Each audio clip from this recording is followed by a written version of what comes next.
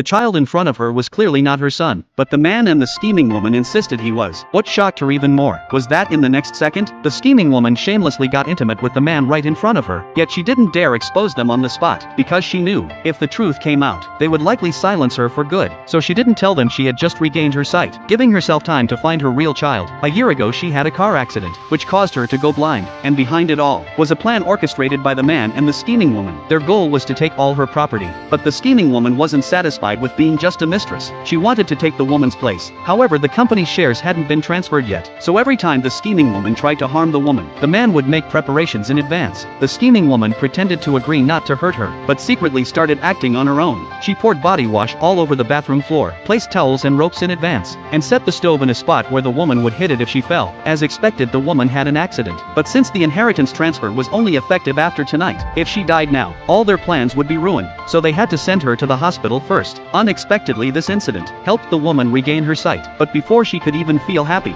she realized the child in front of her was not her son, because her son had a birthmark on his neck, and this child didn't. What made her heart sink was that the man firmly insisted the child was theirs, with the scheming woman backing him up. At that moment she realized her son might have been switched. She quickly pretended to still be blind, fearing that if they found out, she'd never see her real son again. Then she began secretly testing them. She asked about the birthmark, and had the man check the child's neck for her. At this point the scheming woman pulled the man's arm aside to check herself. Only then did she realize the child wasn't the woman's son, which also made the woman realize the child wasn't the scheming woman's either, proving that the child's switch was done by the man alone, and the scheming woman knew nothing. The woman's odd behavior caught the scheming woman's attention, so the two decided to test her. The man secretly put thumbtacks in the wontons, and tried to feed them to her. At that moment the woman felt her secret was about to be exposed. Just then, the boy interrupted the tense moment. The woman seized the chance to knock the wontons from the man's hand, and avoided the trap. Worried that the man might test her again, she pretended to be tired and said she wanted to go home, and suggested signing the transfer agreement for the family shares. Hearing this, the man dropped his doubts, and couldn't wait to bring her back home. Soon they returned to the villa, but as she entered the house, she suddenly noticed there were many more high heels in the shoe cabinet. Seeing the scheming woman change shoes so naturally, she realized, during her 3 years of blindness, the scheming woman had already taken over her role. Every corner of the house had become a love nest for the man and the scheming woman. Even her son's room wasn't spared. The woman was furious, and swore to make them pay with blood. But right now the most important thing was to gather evidence, and find her real son. She remembered the hidden surveillance at home. As long as she got the USB drive from the study computer, she could learn what happened to her son over the past year, and gathered dirt on the man and the scheming woman. So while the man went to cook, and the scheming woman stepped out, she quickly took the fake child to the room, told him to wait there, and quietly headed to the study for the USB.